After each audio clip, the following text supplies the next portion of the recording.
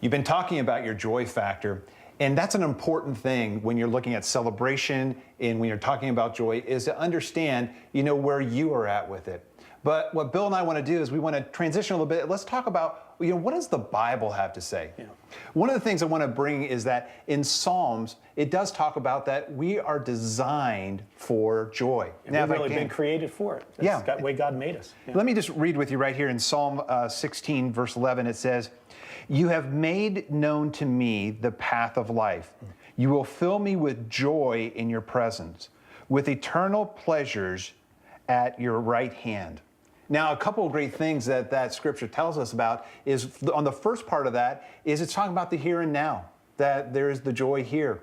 Yeah. But the great thing is at the close of that verse, it talks about that there is going to be immensely more joy on the other side. And we're hoping that you experience that, this presence here with God, and as you relate to God and hear His Word and connect with each other. But as Steve said, it's not just joy for a moment or a fleeting kind of joy. It's an eternal joy. And it's something that Jesus had a lot of thoughts about. Matter of fact, in some of his, if you will, his darkest moments, he was thinking about joy, which is kind of, what was he thinking about? The first time I read the passage I want to open up to you was exactly that question. What was Jesus thinking as he headed to the cross?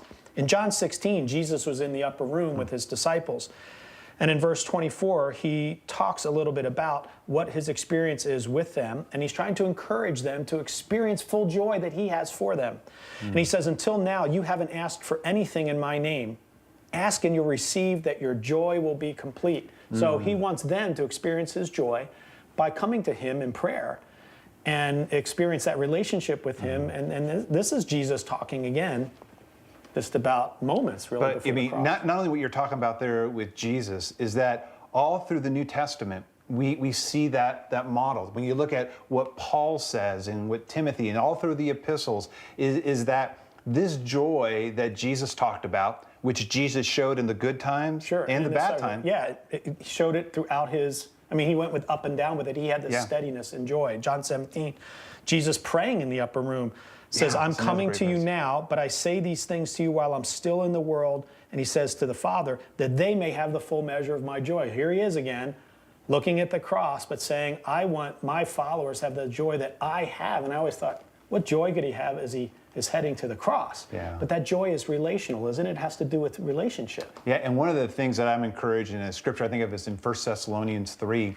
when Paul is giving the report to Timothy. He's giving Timothy's report. And there's a key phrase right there. It closes in verse 9. It says, "because of you." Yeah.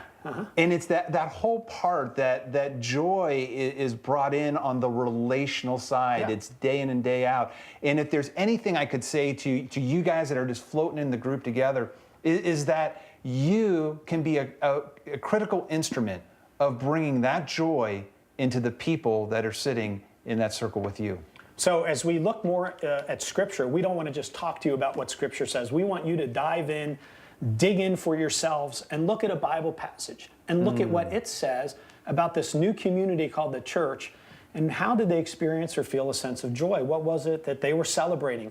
And what marked them in that way? So there'll be a couple questions that we want you to look at in Acts 2, 42 to 47. As you turn to your guides, I want you to look specifically at those verses and answer the two questions there, because I think it's important for you to discover together as you learn what God is saying about experiencing biblical community and some of the marks of that. So spend about 10 or 15 minutes doing that. You've gotten to know each other a little bit. You're opening up. Dive in now, dig into some Scripture, discuss it together, and find out what God is saying to you about joy.